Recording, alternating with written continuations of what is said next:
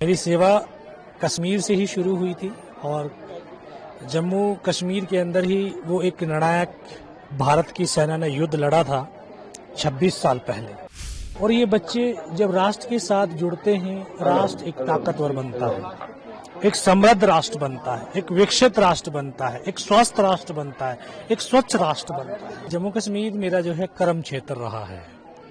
मेरी सेवा कश्मीर से ही शुरू हुई थी और जम्मू कश्मीर के अंदर ही वो एक निर्णायक भारत की सेना ने युद्ध लड़ा था 26 साल पहले, करगिल वाला।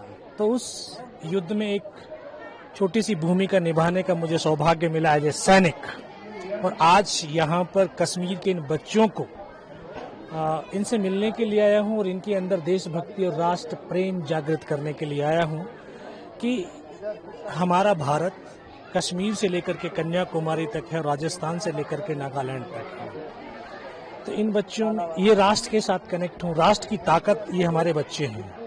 और ये बच्चे जब राष्ट्र के साथ जुड़ते हैं, राष्ट्र एक ताकतवर बनता है, एक समृद्ध राष्ट्र बनता है, एक विकसित राष्ट्र बनता है, एक स्वस्थ राष्ट्र बनता है, एक स्वच्छ राष्ट्र बनता है। यही भावना तो इन बच्चों के अंदर जगानी है और इन्हीं भावनाओं को जागृत करने के लिए आज मैं कश्मीर वैली के अंदर आया हूँ। लेकिन जो भूमिका आपने निभाई, आप अपनी सेवा में छोटी कही, लेकिन उसी भाषा में है। बिल्कुल जो है एक सैनिक के लिए इससे बड़ा सौभाग्य नहीं हो सकता कि उसको अपने सैन्य काल के अंदर एक युद्ध लड़ने का सौभाग्य मिले और युद्ध के दौरान उस सैनिक को इस राष्ट्र का सर्वोच्च वीरता पुरस्कार से अगर ये राष्ट्र उसको अलंकृत करता है तो इससे बड़ा और क्या हो सकता है।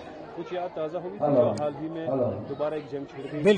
बिल्कुल ऑपरेशन सिंदूर के माध्यम से पाकिस्तान ने फिर एक गुस्ताखी किया था, उसका जवाब ऑपरेशन सिंदूर के माध्यम से हिंदुस्तान की सेना ने दिया है।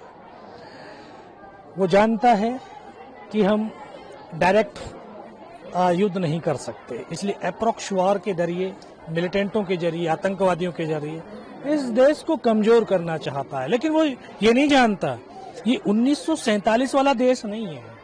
आप 1947 के हैं, हम सदियों पुराने हैं। हमारे से एक पार्ट पाकिस्तान बना है।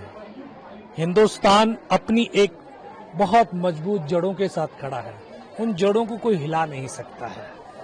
तुम कितनी कोशिश कर लो, ये भारत के बेटे और बेटियां जब तक सरहद पर खड़े हैं तो इनकी तरफ, इस देश की तरफ आंख नहीं उठा सकता है, उंगली नहीं उठा सकता। अगर उंगली उठाने की कोशिश करी तो हाथ काट दिया जाएगा और आंख उठाने की कोशिश करी तो आंखों को निकाल लिया जाएगा।